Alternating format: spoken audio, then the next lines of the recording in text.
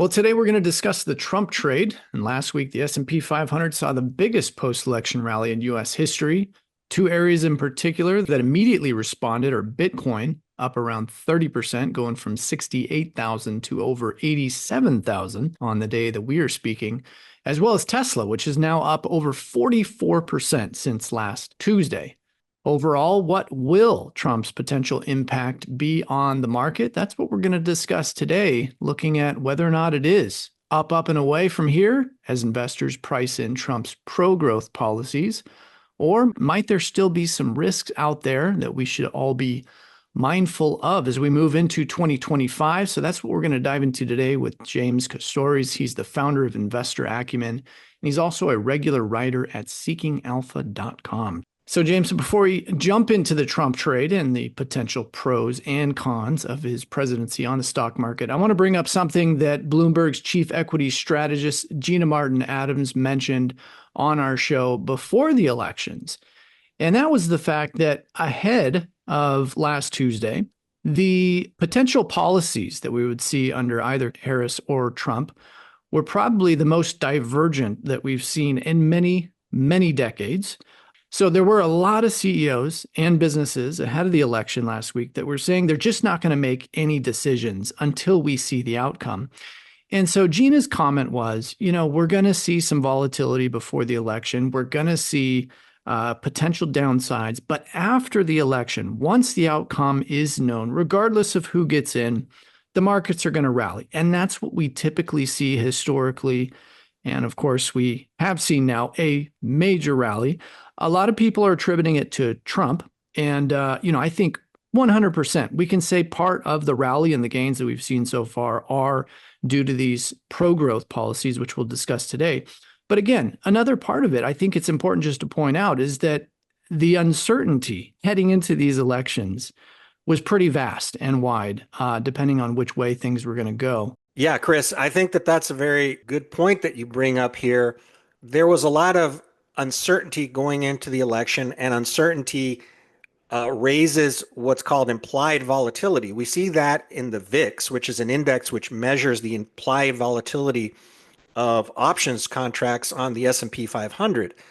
And when implied volatility is high, it means that uncertainty is high, and that uncertainty is priced in to stocks and options. And so the VIX is a fairly pure indicator of the amount of uncertainty and risk and short-term risk that's being priced into the market. Now, going into the election, the VIX was quite high. And immediately after the election, the VIX has crashed and has come down very substantially. And the way to interpret that is not so much that, because it's not so much that the VIX represents that people are happy or that the market is happy, quote unquote. It simply represents that there's less uncertainty. And less uncertainty means that something that's called the equity risk premium falls. And when the equity risk premium falls, that means that PE ratios expand, all of the things being equal. So simply getting rid of the uncertainty surrounding the winner of the election is something that could have been expected to cause stocks to rise because of the decrease in the equity risk premium and expansion of the PE ratio. Now, there's another part of this, which is that, yes, in the short term, Harris's policies were at least superficially less pro-market, less favorable to the stock market. And Donald Trump's policies, at least superficially, seem to be more favorable to the stock market. So I think that there is an effect there of people discounting a little bit better outcome as far as the market is concerned. I mean, the most obvious place for this was, for example, in the area of corporate taxation, where Harris was proposing higher taxes for U.S. corporations, and Trump is proposing the opposite. And that directly impacts the profitability of companies in the U.S. stock market and the S&P 500. And in fact, overall, it has been estimated that under the Harris administration, U.S. corporate taxes would rise by about 5%, and under Trump's proposals, corporate taxes would declined by about 4%. So it's about a 9% difference in the profitability of the S&P 500, which is fairly substantial. So you would expect very immediate and obvious reasons why the market would be, let's say, a little bit more happy with a Trump outcome. There's another reason I think this is a little more difficult to maybe grasp, but if you look at consumer sentiment surveys like the University of Michigan survey, what you see is a tremendous divide along partisan lines of how people are feeling about the economy. And so when you look at the consumer sentiment survey, what it shows is that consumer sentiment is close to an all-time low.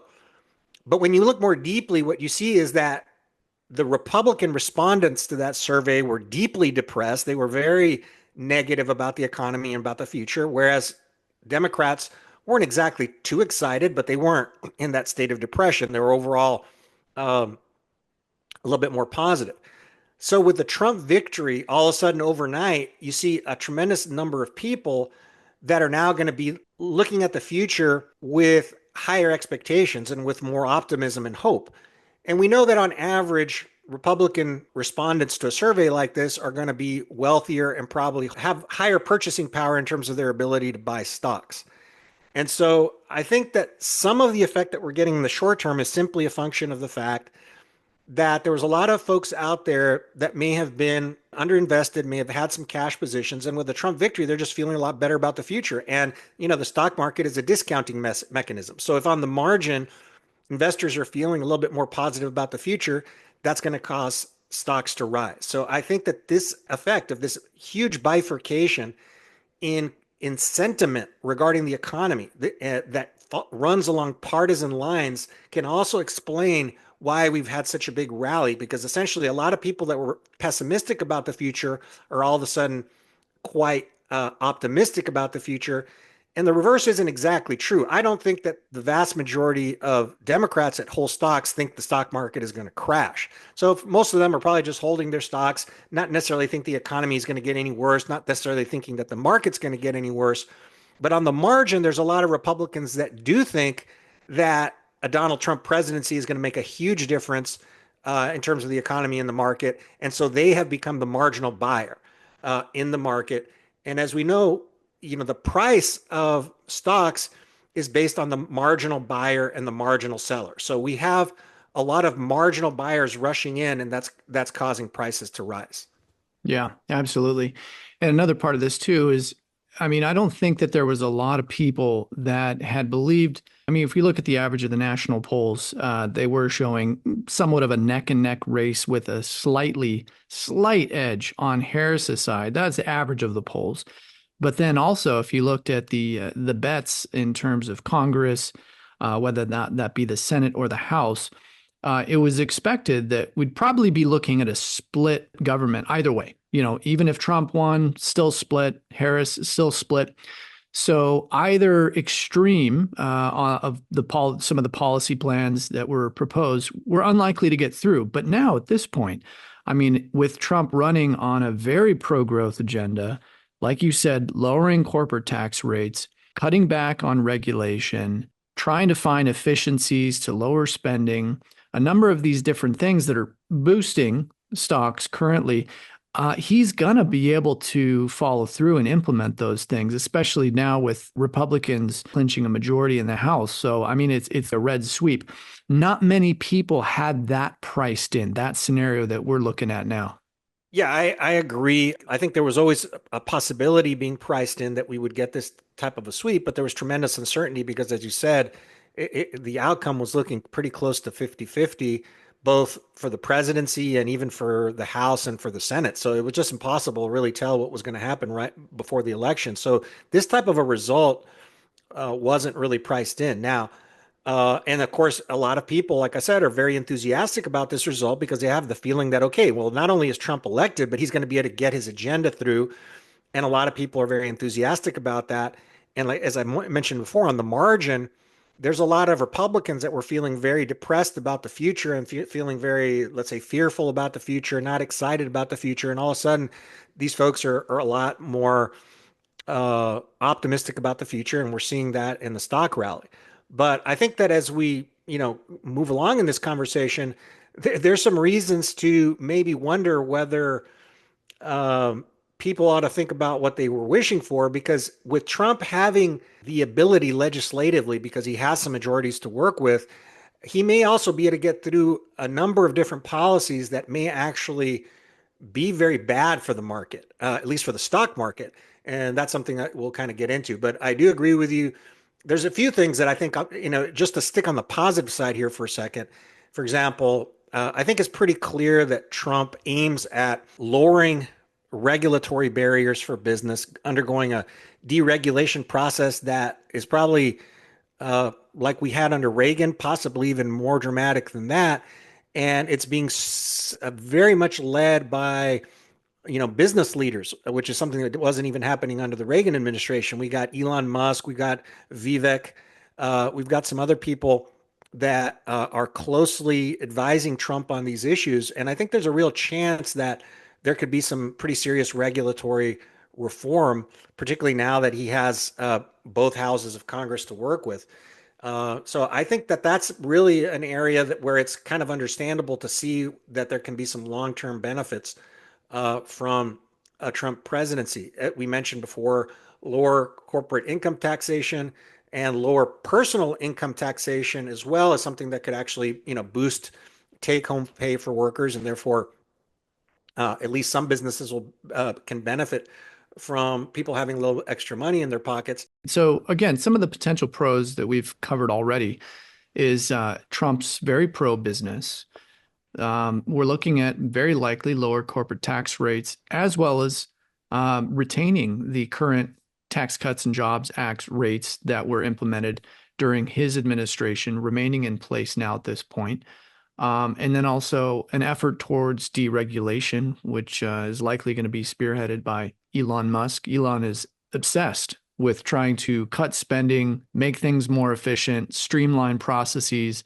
He's implemented that at Tesla and been able to achieve the unthinkable, essentially by outselling every single major auto manufacturer around the globe with their vehicles now. So, I mean, he could ostensibly make some change there in the government. I would say many of those things would be good.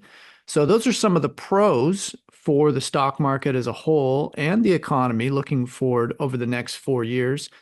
Let's touch upon some of the potential negatives that and risks, of course, to the longer term outlook as you see it. Yeah, Chris, I think a lot of the negatives and risks are very much being underappreciated for reasons that we just talked about a minute ago. It's sort of easy to understand why a lot of people are excited about a Trump presidency and how this is reflecting in stock prices. A lot of people that were previously kind of pessimistic about the future are kind of knee-jerk optimistic now that Trump has been elected. But let's look at things a little bit more deeply and look at what some of the medium-term and longer-term implications of a Trump presidency would mean. And so I would, just as one of the first points that I would talk about has to do with the fiscal situation in the United States. The fiscal deficit in the United States is running at a level that's absolutely alarming. The cyclically adjusted fiscal deficit in the United States is currently higher than just about at any other time in history outside of wartime. And by cyclically adjusted, I'm referring to the fact that it adjusts for where we are in terms of unemployment. When unemployment is extremely low, you would expect the fiscal deficit to also be extremely low, or in fact, you would expect the government's fiscal balance to actually be positive, for the government to be running a surplus. But in fact, despite the fact that we're at full employment, we're running a fiscal deficit that's higher than the US has been running during most recessions. So this is a very scary situation that the United States is in right now in terms of its fiscal situation. Now, this is not a situation that Trump necessarily created. He did contribute to this because during his administration, the fiscal deficit rose, but this situation got a lot worse under Biden, and he's inheriting the situation. Now, the question is, what is Trump going to do about it? Well, this is where I think there's a big risk here, because it's clear that Trump talked about a lot of tax cutting measures, And the fact of the matter is that everybody likes their taxes to get cut. And it's pretty easy, relatively easy to get tax cut measures to pass through the Congress, particularly with the type of majorities that he has. But the risk here is that he could blow up the fiscal deficit because if you cut taxes and you don't at the same time cut spending by an equal or greater amount, all you're going to do is increase the deficit, which is, as I pointed out earlier, already at alarming levels. Now, some time a little later in the campaign, Trump has never shown any sort of interest whatsoever in cutting the deficit or cutting spending. During his first term, that was never a priority. In fact, he sort of said that that wasn't very relevant. And during the most of his campaign, he never really emphasized this point either. It's only when Elon Musk really joined the campaign that he floated this idea of creating a commission to find efficiencies and to try to find up to find at least $2 trillion worth of government waste in order to cut the budget. Now, this provides a little bit of hope that maybe Trump's tax cuts will be counterbalanced by some spending cuts.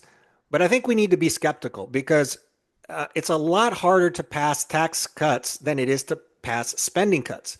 Because every congressperson, their constituencies suffer when the government cuts spending, and those budgets, which are money that flows directly into their states, whether it be because of government federal employees being on the government payrolls or just the budget of government agencies, all this money is flowing into the economy. The other thing we have to understand here is that Trump is a person who has shown a penchant to be a little bit short-term oriented. If you cut spending, this is going to be a direct hit to the economy. If growth slows down, Trump isn't going to be very happy with that. So I think that there's very good reason to question whether Trump is actually going to go ahead with major spending cuts, particularly the type of major spending cuts that Elon Musk is talking about. I mean, the type of cuts that Elon Musk is talking about implementing would be a sort of shock therapy. It could literally cause the U.S. economy to fall into a deep recession. Now, I think realistically, it's one thing to say aspirationally you want to cut $2 trillion from the budget and to say that you want to cut costs. And of course, I think we have to be realistic and realize that, hey, maybe that's not going to happen. But it's precisely because it's so hard to do and it could actually negatively impact the economy, at least in the short term. So if Trump ends up backing out of making severe budget cuts or severe spending cuts, what we're going to end up with is a wider fiscal deficit. And the United States is going to be on an even more unsustainable path from a fiscal point of view than it was on under Joe Biden. And this is problematic, certainly for the long term, but even during the remainder of the Trump presidency, this could be problematic because it'll cause interest rates to rise. High levels of government deficits cause interest rates to be higher than they otherwise would be. And so higher interest rates than they otherwise would be could be a drag on the economy during a Trump administration if the budget deficit is out of control. So that's one of the, let's say, one of the most immediate things that we need to ask. I think it's impossible to predict now whether Trump is actually going to bring the fiscal deficit down or if it's going to blow out. I think that's very much going to depend on the people that he puts in place in terms of his economic policy team. And it's going to depend on policies that they're going to go ahead with, both in terms of tax cuts and in terms of looking for fiscal expenditures. But I think there very much is a very big risk that given that the United States is already on an unsustainable path fiscally, that situation will either stay as bad as it is, or it could even get worse, something that will eventually come home to roost in the economy in the next 4 years unless Trump actually addresses this seriously. Yeah. Yeah, I agree. And I think it's good to point out too that around, I believe it's 60 to 70% of US spending is mandatory. So if you look at Social Security, Medicare, Medicaid, when you add up all of these mandatory components of the US federal government spending, I don't think that there's going to be any political will to cut back on those areas. That would be very unpopular. So you're talking about, that other 30 to 40% of discretionary spending. So it's going to be hard to make a big dent in the trajectory of US spending when you're talking about, the discretionary portion. Absolutely, and it's even worse because the discretionary portion also includes defense, and so it doesn't seem very likely that Trump is going to be making major cuts in defense. And to the contrary, he's sort of promising that he's going to sort of revitalize, the U.S. military and so forth. So basically, if we really narrow things down to non-defense discretionary spending, it's actually a very small slice of the budget. So unless Trump is actually willing to go out and really try to implement major entitlement reform, then the likelihood that we're going to get serious reductions in the fiscal deficit are very low. And of course, getting major entitlement reform through Congress will be very near impossible politically to do. And so I think we need to be very skeptical about Trump's ability to actually cut expenditures, despite his, some words in that direction, and despite the fact that he's got Elon heading this commission. I think politically it's going to be very near impossible to really cut expenditure in a very serious way. But on the other hand, I don't see that Trump is going to be restrained at all in terms of putting through his tax cuts. And so we might end up being in a worse position fiscally than we were before. Yeah, yeah, that's a good point. And if we do see a deteriorating fiscal position in terms of US debt to GDP ratios, then we're probably looking at more downgrades of US debt, perhaps by next year, or at least over the next 4 years. More volatility in the treasury market. And of course, that does have an impact in terms of liquidity flows and the overall market. So these are all things that we need to be taking into consideration when it comes to some of the impacts that we're looking at. And another area that you recently discussed in terms of risks, and this is obviously one that's very well known, and that has to do with trade policy risks and particularly with tariffs. The worst case scenario would be perhaps where Trump does launch across the board tariffs on most of our trade partners, and that leads to a large amount of disruption on trade with many various countries that we deal with. I think most people are thinking that it's going to be used in a more targeted fashion as a negotiation tool, and that it's not going to be as disruptive. Also, I think the other point too on this is that in 2016, when he took office, he went in with this policy enacting tariffs. Obviously, we saw the trade wars that took place between US and China. That was somewhat of a new development. And so that did cause some volatility and led to some disruption, of course, with the beginnings of the global supply chain being reoriented at the time, prior even to COVID. But now that's more of a known risk, but still it is still a risk that we need to be mindful of. And one area in particular that I want to bring in, I hold Tesla in my own personal portfolio.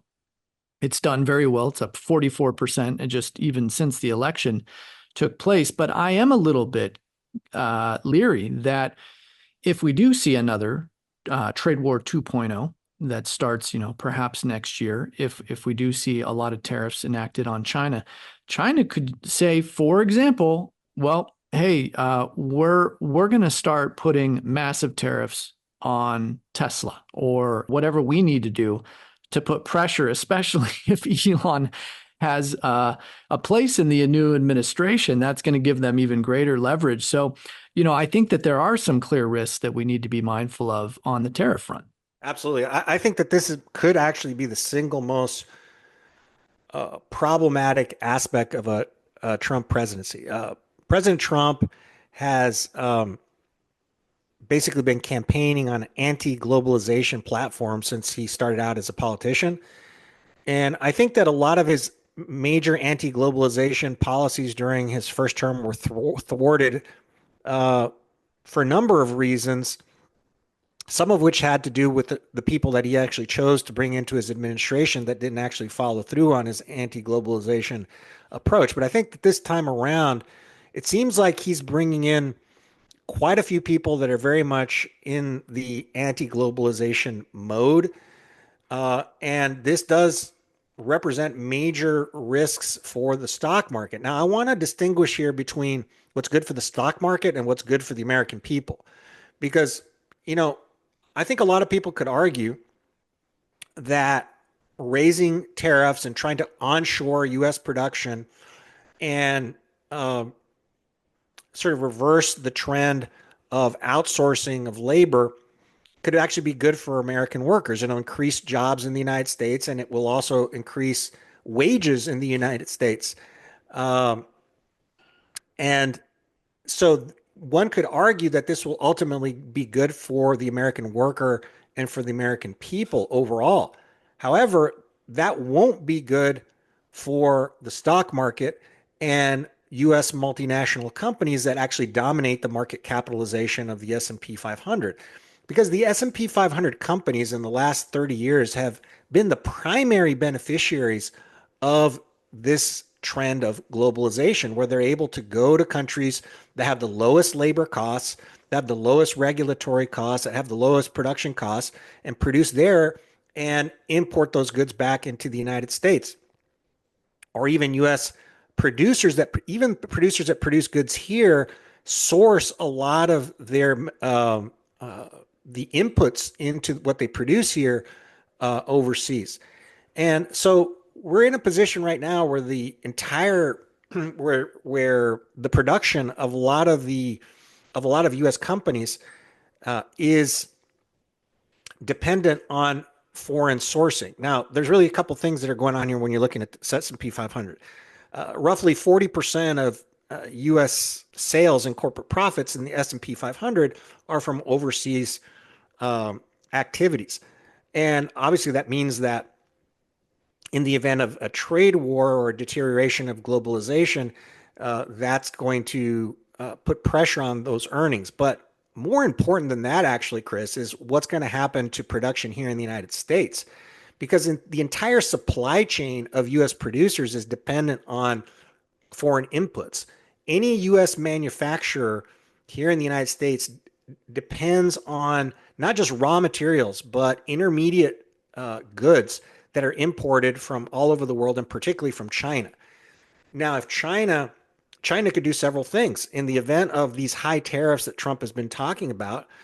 They can either impose reciprocal tariffs, which will be an enormous burden for U.S. producers. It'll increase their production costs, and those companies will not be able to quickly reorient their suppliers to some alternative suppliers. There are no alternative suppliers for a lot of U.S. producers to what's being produced in China. It would take years to actually replicate the sourcing of these materials back to U.S. production. That's probably something that'll never happen. But even if it did, it would take many years and it would be extremely costly. And so what we have to see here is that U.S. producers depend very, very heavily on uh, imported inputs. And if you disrupt that supply chain, you're going to end up disrupting U.S. production. That's going to cause a lot of job losses. People think that by doing this, you're going to create jobs. You're actually going to end up in the short term, you're going to actually cause a lot of jobs to be lost because U.S. production is going to be disrupted. Another possibility is that China has already shown a willingness to actually not just place import tariffs, but actually to out and out restrict export of certain types of key inputs. And it's done this in response to U.S. policies that have restricted, for example, the export of certain types of things that U.S. considers to be sensitive, certain types of U.S. technology products, whether it be semiconductors and several other different types of technology that the U.S. has actually placed sort of export restrictions or export bans are. China could simply implement things like this in a reciprocal manner, which would really devastate U.S. Production because, as I said, a lot of U.S. producers simply can't even produce the products they produced without the materials that they get from China. So I think that people are very, very, very much underestimating the risk that a trade war that Trump is clearly gearing up for could have on the U.S. economy, but certainly on the U.S. stock market. Because we have to understand that U.S. corporate profits right now are at all-time highs in terms of profit margins. And the main reason that these profit margins are so high right now relative to where they have been in history has been this process of globalization. U.S. companies, multinational companies, have been the primary beneficiary of the process of globalization. If you reverse this process of globalization, then the companies that most benefited from globalization are going to be also the ones that are most hurt by deglobalization. Deglobalization is going to hurt the S&P 500. It will hurt the US stock market if Trump actually goes through with it. Now, I think there's a debate on whether Trump will actually go through with this because, as I mentioned earlier in the program, Trump is so sensitive about what happens to the US stock market that if he announces some sort of policy that some sort of deglobalization policy, that whether it be tariffs or any other sort of import restrictions, and he sees that it's that U.S. stocks are taking a hit, he might just reverse course. So it's very unclear to me what's going to happen here, but we do know that he has already put a big China hawk as his main trade advisor, Lighthizer, and he's placing some other people in some strategic roles that are also very much in line with this kind of deglobalization of the U.S. economy. And this could definitely have a negative impact on the stock market. Again, first of all, supply chain disruptions, the fact that companies may not even be able to source the intermediate goods and the materials they need to make to produce stuff. If they can source them, they're going to be a lot more expensive, therefore causing production costs to rise and making U.S. companies actually less competitive, either because the stuff that they import is more expensive, or also if they have to reshore production here and use U.S. labor, labor costs are going to rise, right? And that'll increase production costs. And finally, all this translates into inflation, and higher inflation as a result of higher labor costs and higher import costs is something that hits the purchasing power of U.S. consumers and U.S. workers, and that's actually going to have a negative effect on some U.S. companies. So all these companies actually, all these things actually represent substantial risk for the U.S. economy, but especially for stocks that trade in the S&P 500 index. And I think this is very much an underestimated risk. Yeah, I think the inflation trend is the one that we really need to watch closely because as we started off discussing, with the positives being Trump's very clear pro-growth policies, well, the US manufacturing sector has been in contraction and recession for about 2 years now. We're expecting to see a pretty big pickup in manufacturing through 2025. And that's actually based on some of the liquidity indicators that we follow that do give a forward-looking view of US manufacturing. So we think we're going to see a US manufacturing rebound. Small business sentiment, like you said earlier, has been in the dumps. It's basically been sitting at recessionary levels. We're going to see a big spike in small business optimism. You take together, revival of animal spirits, U.S. manufacturing rebound, and then juicing U.S. growth, perhaps through 2025 and maybe even later, that's going to be reflationary. And if that's combined with some pretty heavy-handed tariffs, that could be problematic. So there are going to be some risks that need to be navigated over these next 4 years. And of course, you did a deep dive into this with your recent piece on Seeking Alpha. And I know that you're speaking about all of these different pros and cons moving forward at Investor Acumen. So, James, as we close, I do want to make sure that we follow up with one item, and that's what we discussed with you recently on our show. And that's the risk, of course, that we see geopolitically with the potential escalation in the Middle East war. When we spoke with you, that was before the election. And you had said that you were looking at an imminent escalation after the election took place. And right after we spoke, the Pentagon then announced that they had sent over B 52s bombers and as well as destroyers over to the Middle East to try to diffuse the situation, at least with some of the rhetoric that was coming from Iran. Let's talk about that other risk. Where do you see things currently, and especially given our last conversation just weeks back? Yeah, absolutely, Chris. Well, I think that the risk of a war between Iran and Israel is certainly not a Trump specific risk.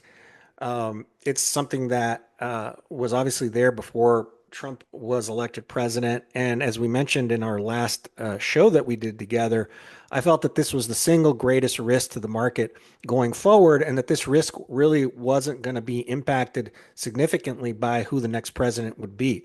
And the reason is that, in my view, Israel has already made a strategic decision that it needs to confront Iran militarily in an all out war while Israel still has a strategic upper hand in an eventual conflict. And this is because I believe that many Israeli policymakers have decided that a war between Israel and Iran is eventually inevitable in the long run. And so if there is going to be that war, they want to have it now while they still have the strategic upper hand.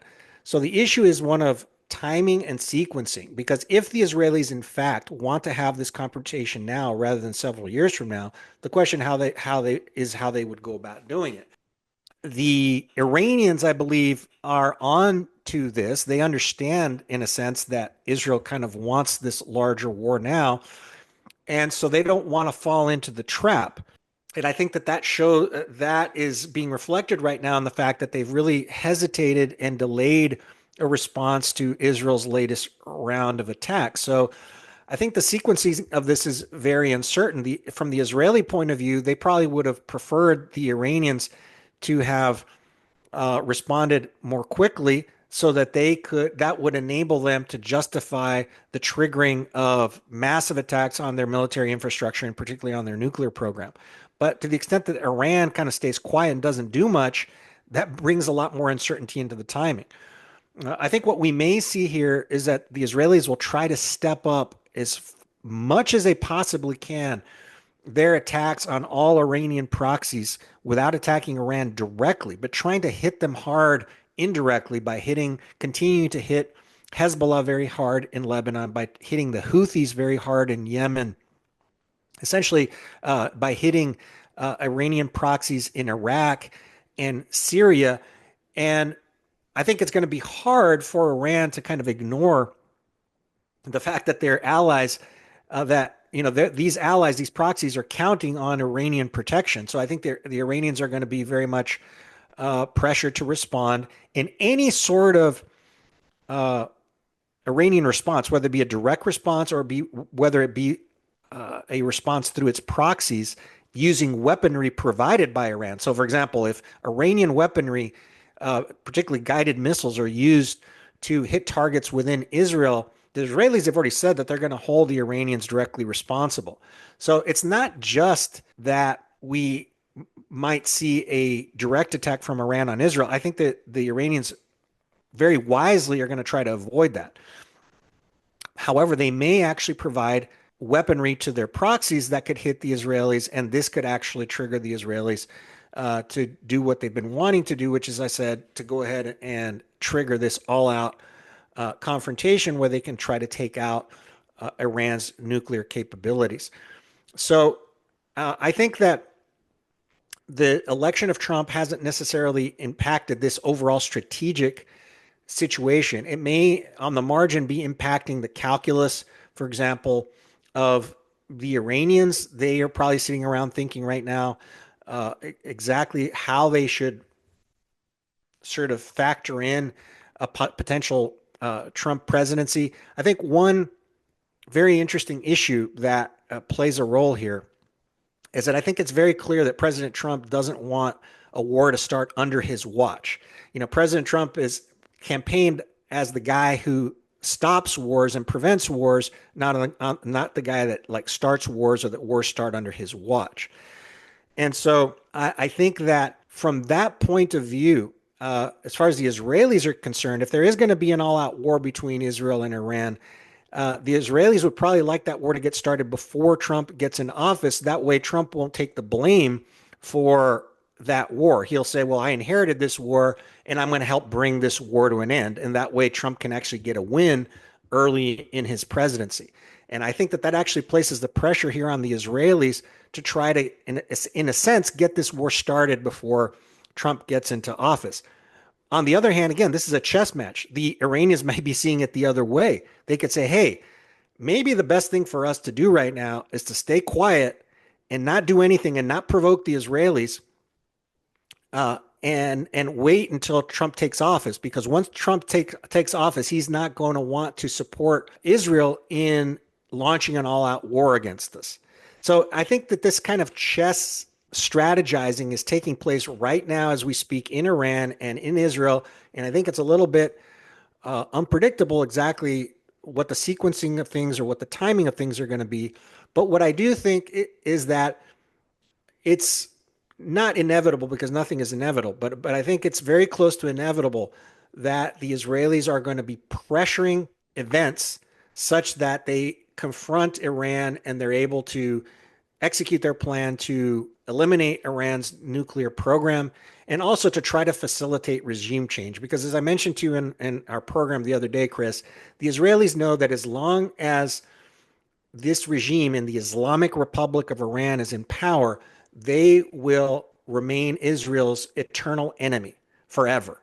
They will not rest until Israel is destroyed. And in fact, as we discussed in our last program, they actually have a long term plan implemented to try to destroy the state of Israel by the year 2040. This is a publicly announced goal of the Iranian regime.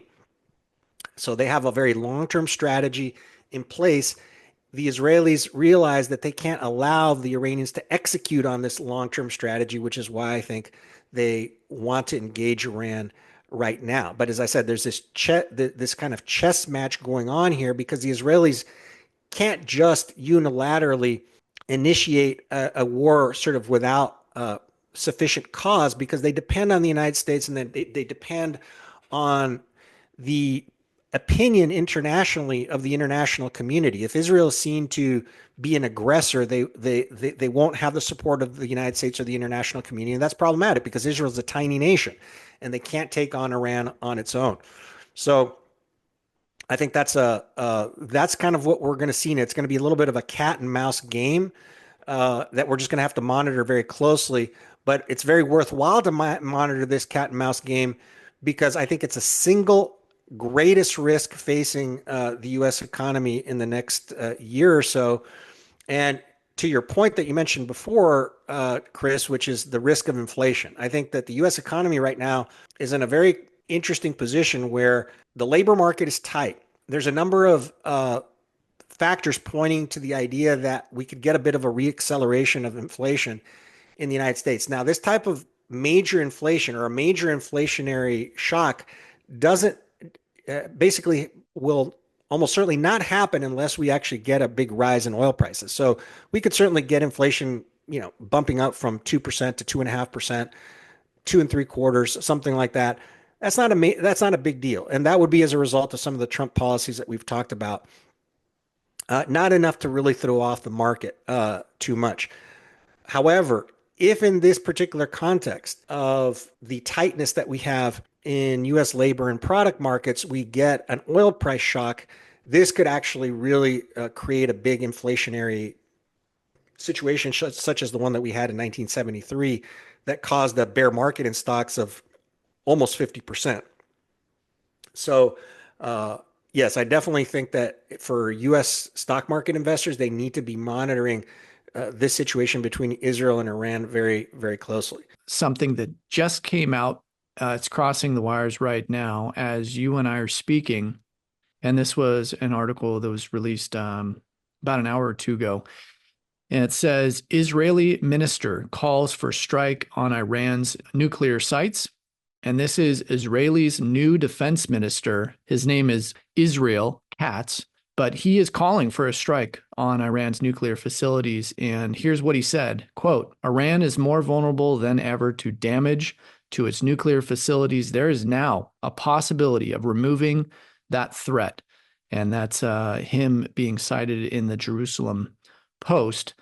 And then also him being quoted in the Times of Israel as saying, quote, there is a possibility to achieve this most important goal, to thwart and remove the threat of annihilation from hanging over the state of Israel. So that's the Israeli defense minister who just came in. He replaced the prior one, and he's also part of the same party as Benjamin Netanyahu as well. So I find that really interesting, given your prior comments that you made with us a couple of weeks back prior to the election about the comments being made by more and more Israeli officials that they need to do this. And now you have even the defense minister saying this quite openly.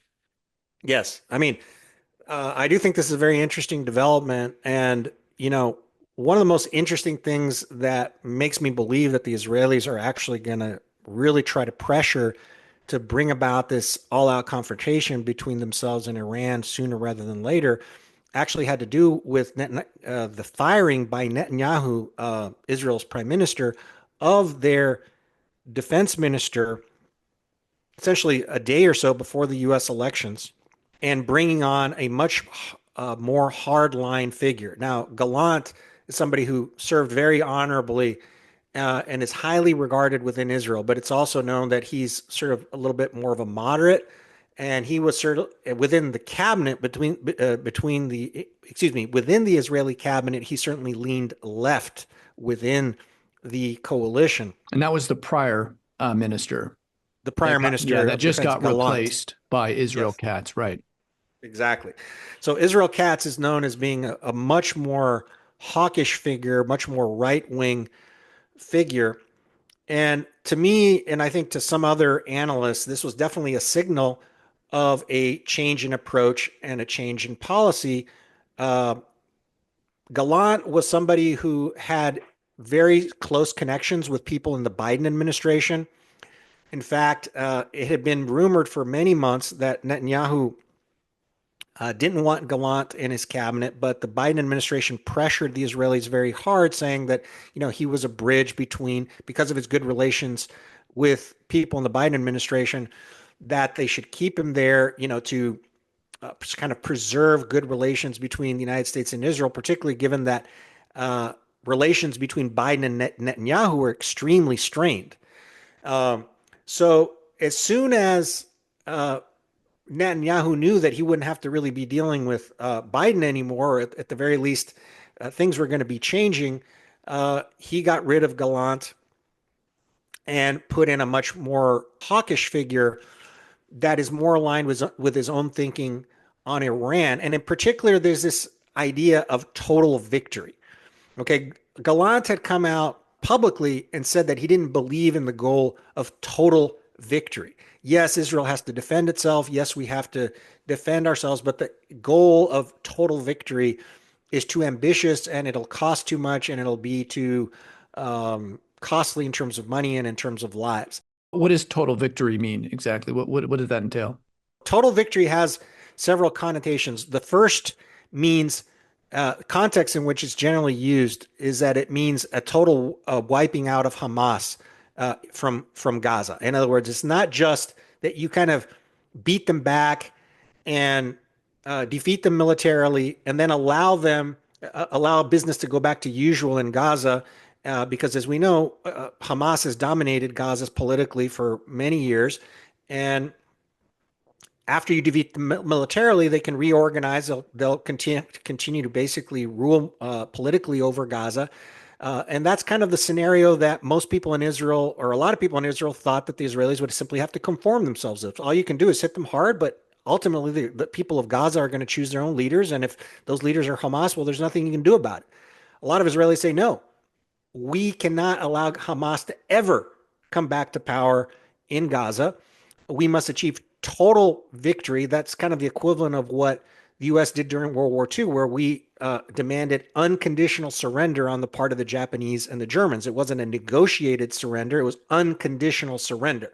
The Israelis are essentially that believe in this total victory concept believe that Hamas must unconditionally surrender. They must surrender their arms, they must renounce violence, and they will never be allowed to come back into power in any kind of future government within Gaza. Just as the United States sort of controlled the transition of power in Japan to what forces would ultimately rule in Japan and what forces would ultimately rule in Germany.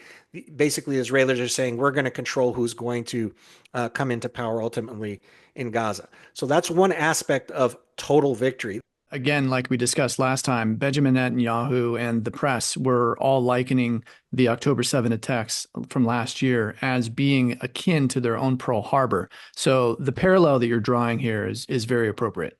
Yes, that's right. And the Israelis, are saying we have a right to seek total victory uh, just as much as the United States had a right to seek an unconditional surrender from their enemies during World War II. In fact, they might even argue that they have an even greater moral right to do this, since the attacks on Israeli soil were arguably much more existential in nature than the attacks that the U.S. Suffered during World War II.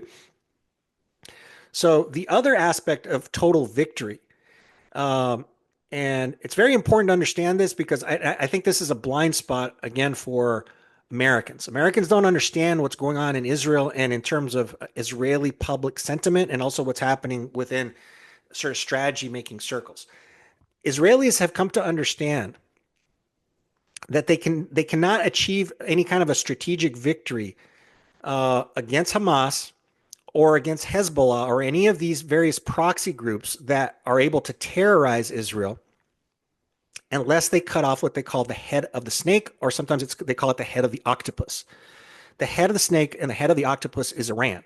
Iran is the one that provides the ideological training. It's the one that provides the economic support. It's the one that provides the technology. It's the one that supplies the weaponry. It supplies the training. Iran sends IRGC, Iranian Revolutionary Guard Corps members, to train these various guerrilla forces that have been attacking Israel from the West Bank, from Gaza, from Syria, from Iraq, and of course, the most important of these forces being Hezbollah in Lebanon. What a lot of Israelis are saying is that we will never achieve victory. We'll just be kind of achieving a very, very short term victory if all we do is attack Hezbollah and Hamas uh, and some of these proxy groups. Because any victory that we win there is going to be very temporary because the Iranians will continue to send money, they will continue to send training, they will continue to arm these groups in their long-term strategic objective of theirs, which is to eliminate the state of Israel by the year 2040. And they can do this from afar um, through their proxy forces rather than through a direct confrontation with Israel. And so a lot of Israelis have come to the conclusion that in order to actually win this war, in other words, in order to attain total victory, they must actually go to the source, right? The source is Iran. Any victory against Hamas or Hezbollah is a minor thing, and it's going to be very temporary unless you cut off the head of the snake or the head of the octopus. This rhetoric of cutting off the head of the snake, of head of the octopus, by the way, isn't mine. This is what's actively discussed in Israeli politics. And so there's been a very, very big shift in strategic thinking within Israel in the last year, and also in terms of Israeli public sentiment. Um, Never before had there been so much consensus within Israeli society and certainly within Israeli policymaking circles that they had to go directly after Iran. And to circle back to what you were telling me, what we were talking about before, Gallant had openly spoken out against this sort of policy of total victory. Israel Katz is somebody who is very much on board and believes very strongly in this policy of total victory, as do other members of the cabinet. Some of the members of the cabinet are even to the right of Israel Katz and Netanyahu himself. And so I think that it would be naive of us not to interpret the placement of Israel Katz into the role of defense minister as a very strong signal that Israel is going to now ratchet up its pressure on Iran and, in fact, probably engage in Iran in an all-out war now that they've kind of fulfilled their side of the bargain that they made with Biden, which was not to start a war before the U.S. election ended. Now that the U.S. election is done and it's over, the Israelis feel that they've kind of held out their end of the bargain that Biden asked them for. And I think they're going to feel like they have a much freer hand to go after Iran. And of course, the placement of Katz in the cabinet is a signal that they're going to pursue these more aggressive policies. Absolutely. Yeah. And it's just really interesting because we spoke with you on October 31st about your outlook on an escalation in the Middle East between direct engagement with Israel and Iran. You laid out the full analysis in that podcast. And then, as you noted, just 3 days after the election, the one that's less likely to try to pursue an aggressive move against Iran was fired and replaced by now a notable war hawk into the administration as the Israeli defense minister. And he has been very clear. I'm going to quote what he said when he was inaugurated just 3 days ago. This was on the 8th, I believe. He says that he is going to be the defender of the IDF, that's the Israeli Defense Force, and that he will harness all of his abilities to allow the IDF to deal with the things it needs to deal with full force. And that includes achieving victory in this campaign to curb Iranian aggression and negate its capabilities. So the rhetoric, the strategy, and the signal from this recent election and firing of the one that wanted to take a softer stance is all aligning with what you were saying and telling us in late October. Well, James, as we close today, a fascinating discussion again on the pros and cons of a Trump presidency when we think about the stock market, the economy, of course, providing a little bit more conversation around direct Israel and Iran engagement. As we do close, what would be the best way that our listeners can follow more of your work moving forward in the future? Well, I would encourage them to go to investораcumen.com, where I have some services that they can subscribe to.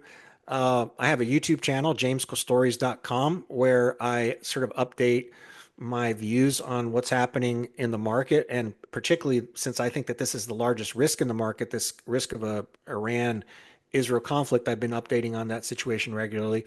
And also I write regularly on Seeking Alpha, where I also have a service. And I would encourage readers to check that out. So if they're interested in seeing how it is that I'm positioning for these various risks, because it's one thing to say that these risks are out there, and it's another thing to see how, as an investor, you need to kind of try to position yourself for those risks. And so that's precisely why I've set up those services. James, as always, it's a pleasure to speak with you. We look forward to having you on in the future. Thank you very much for having me, Chris. I enjoy always talking to you. Tell us, what did you think about what we discussed today? Send us your feedback by going to Financial Sense and hitting where it says contact us, or you can email me directly at CRIS, that's Chris with no H, at financialsense.com. Also, be sure to spread the word about FS Insider with others and on social media. Our podcast, as always, is sponsored by Financial Sense Wealth Management, providing high net worth investors with financial planning and asset management services. Give us a call at 888-486-3939 if you'd like to speak with a member of our team. For FS Insider, I'm Cris Sheridan. Thanks for listening.